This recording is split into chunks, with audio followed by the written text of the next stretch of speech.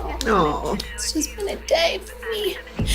There are people that are the head of the New World Order, that are part of the CCP. Everyone was like, why aren't you speaking out? Why aren't you speaking out? F you, Balenciaga. That's it.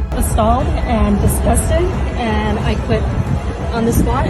I have you institutionalized again, where they medicate the crap out of you, and you go back to zombie land forever. I am not bipolar. I'm not in some kind of episode. Just because I'm in so much other shit that's not my shit.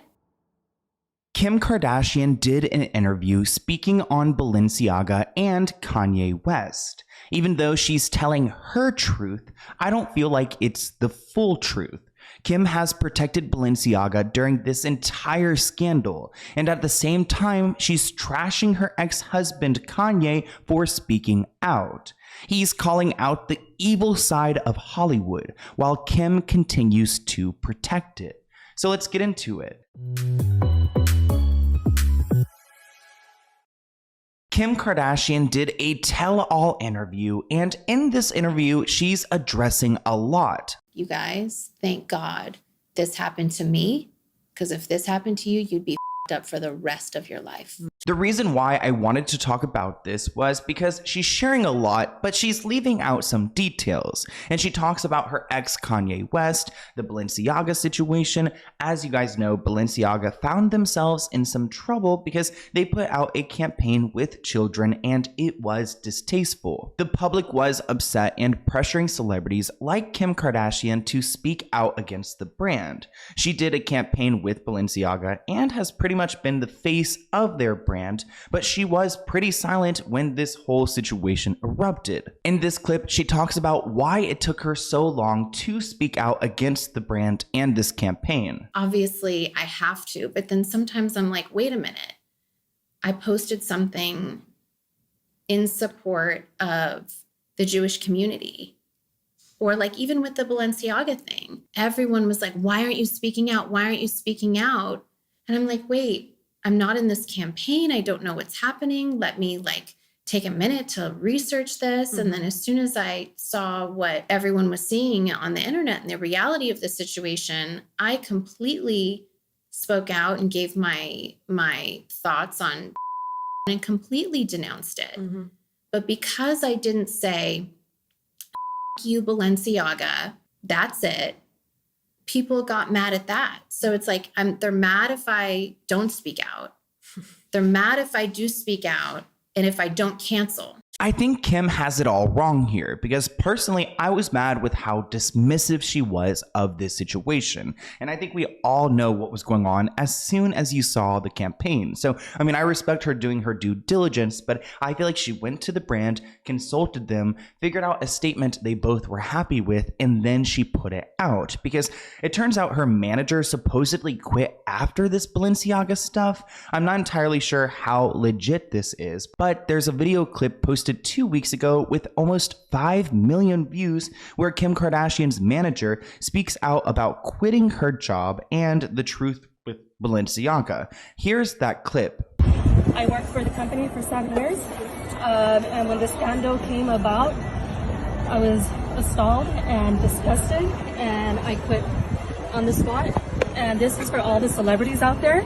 You guys have a voice. You guys make millions off of companies. I'm a single mother with a sole income, and if I was able to take a stand for our children, you can too. And for Balenciaga and Cedric and Demo Vazalia, you guys know what you guys are into. I looked into your guys' history, and it's a rabbit hole. Whoever's there for our children and want to save our children, start searching it and get your word out. Because I'm telling you, this is a spiritual fight between good and evil. And if we don't step up now, guess who's winning? We are not here to lose. We are here to win. Balenciaga, this is just the beginning. You have YSL, you have Gucci, you have McQueen, you have Bottega, and the list goes on of the Kering Group.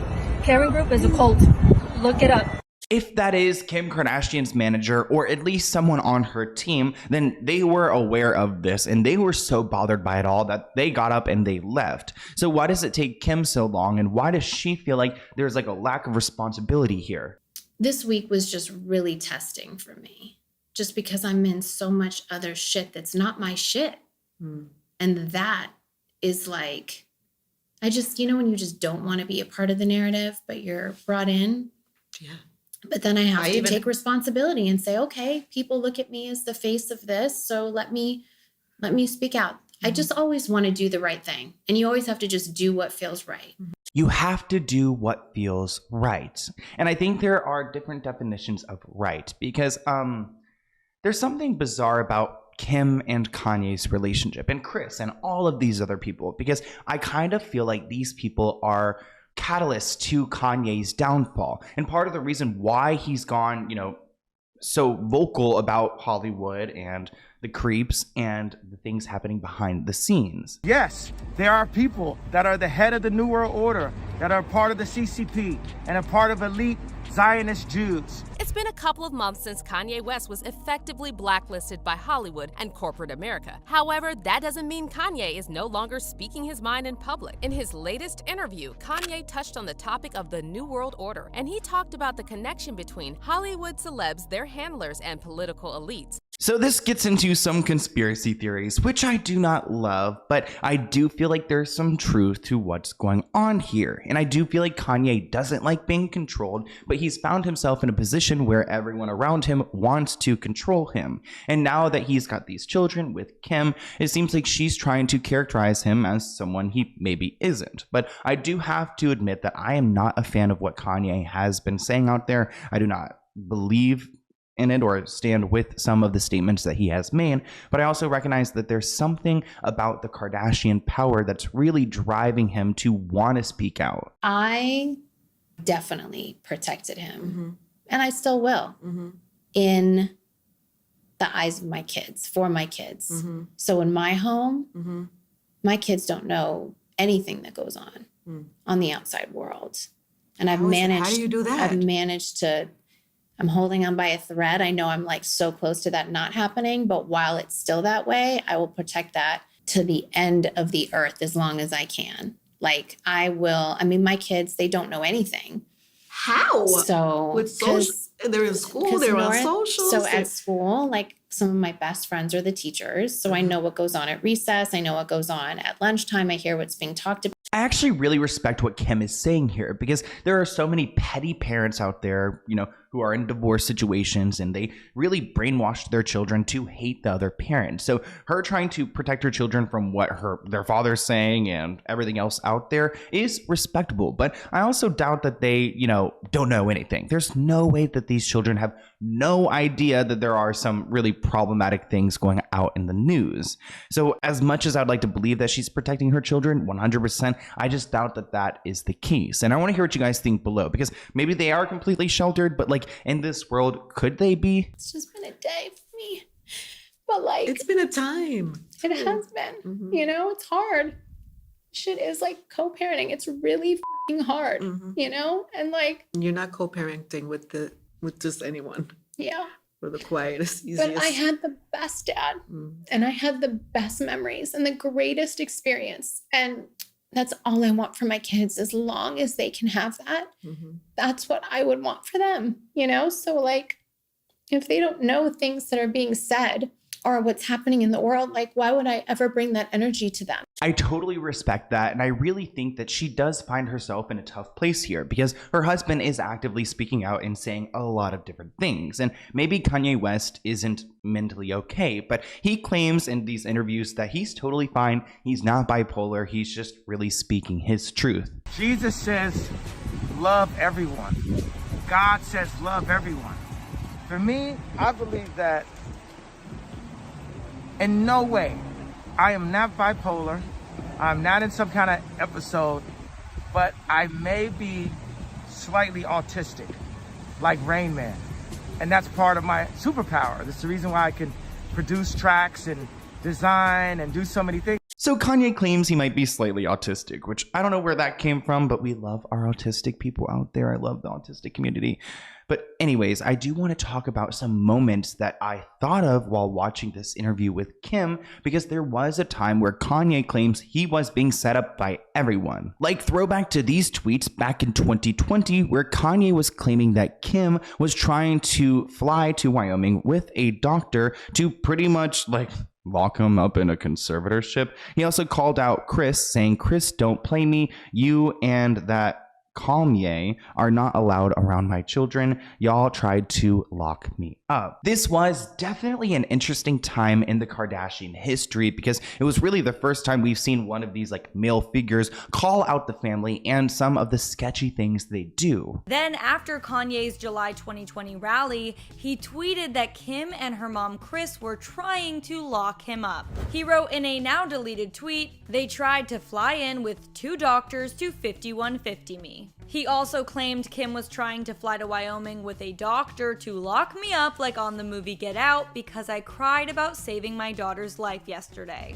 Kanye later apologized for sharing such personal details, tweeting, "I would like to apologize to my wife Kim for going public with something that was a private matter. I did not cover her like she has covered me. To Kim, I want to say I know I hurt you. Please forgive me." Kanye has a point. It does seem like Kim has tried to protect him, but at the same time, it's just like all so bad that there's no way that they're going to get out of this unscathed. And at some point in this interview, she shares that she believes that her children one day will like thank her for keeping this from them, which I think is such a weird way to look at the situation and to publicly speak on it, because one day their children, they're going to see everything. If they really didn't want their children to see all of this, then it just wouldn't be out there in the first place. For not sitting here and like bashing their dad when I could, you know, like, of course, all the crazy shit that's, you know, not just me, it kills me for my family. Like, I'm like, I can handle it, but like, they'll thank me. And I'll privately answer anything that they want to know. But it's not my place anymore to really like jump in. The way that Kim speaks about this almost seems like Kanye's like gone. Like, one day we'll talk about this and talk about your father's actions, almost like he won't be the one to answer to them. Like, I kind of feel like maybe one day like he will answer to his children about what he was doing and what he was saying. The way that Kim speaks about it seems like he's just never going to like get better if he's not well, which I personally don't think he's like doing that great. But again, I do feel like there's some truths to what he's saying, and there are multiple instances where there's these doctors who has tried to step in, and I truly feel like if the Kardashians could have, they would have put him into a conservatorship. His former personal trainer, Harley Pasternak, may have been placed in charge of his well-being so he could brainwash him by giving him the wrong pills. Let me read this Harley text. This is how he was threatened. This is a trainer, but come to find out, he was actually Canadian intelligence, but this is my trainer. So this shows you the kind of handlers that are around the superstars in California, right? So it says, "I'm going to help you one of a couple ways. First, you and I sit down and have a loving and open conversation, but you don't use cuss words. And everything that is discussed is based in fact, and not some crazy stuff that dumb friend of yours told you or you saw in a tweet. Second option, I have you institutionalized again, where they medicate the crap out of you and you go back to zombie land forever. Play date with the kids just won't be the same." This is the way a Hollywood trainer was talking to me. Playdate. Okay, I have to pause. It really sounds like Britney Spears, because they drugged her in lithium. They brainwashed her, putting her in these therapy sessions for hours on hours every single day. And then now they're using his kids against him. That's exactly what they did to Britney. Like, your play dates won't be the same because you're going to be in zombie land. What type of authority do these people have over him? And I think that's probably why he's so ruthless now, speaking out about everything. To force me to go and like apologize. But what's also bizarre is that back in 2016, Kanye was hospitalized after an incident at Harley Pasternak's house. And at the time, all the outlets claimed that the incident was connected to Kanye's bipolar disorder. And they wanted to medicate me every day. You realize, like, they could have just switched to medication and I wouldn't be here.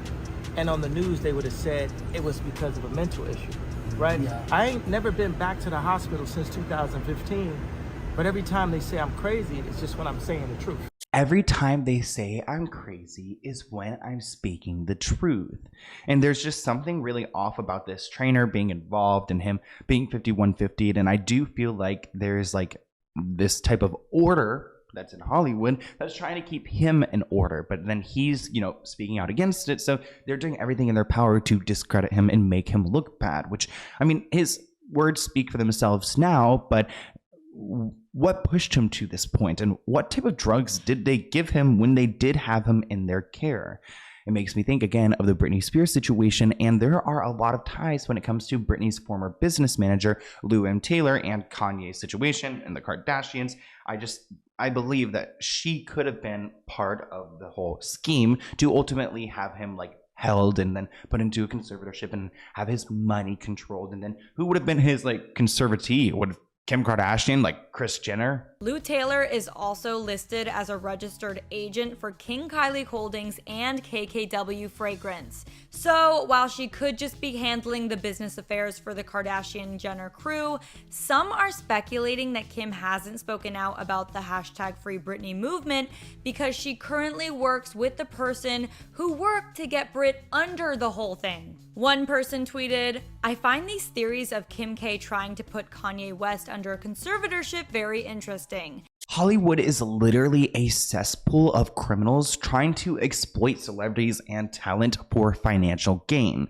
And I wonder, like, what else is there to this story? Like, Kim shared her side, and, you know, Kanye has shared some of his side, but what really happened here, and who are the people who are in control of the narratives or of these people's lives? So I want to hear what you guys think in the comments below. What do you think of this interview, and what are your takeaways? Because I feel like the Kardashians, they like really can just set any narrative they want to, and now they have the power and the reach to just like, you know, establish the truth. So here's my email if you guys have any other video ideas for me. Let's go ahead and open a P.O. Box letter. If you guys have anything you would like to send me, my address is listed below. But let's go ahead and open one of these letters. We got one right here, and it looks like it's from Tiny Threads. Tiny Threads, okay. I don't know what this is. What is this? Oh my gosh, watch it be like some drug. I'm so scared of like, all my packages go through a security clearance, so I know it's okay, but like sometimes I get scared.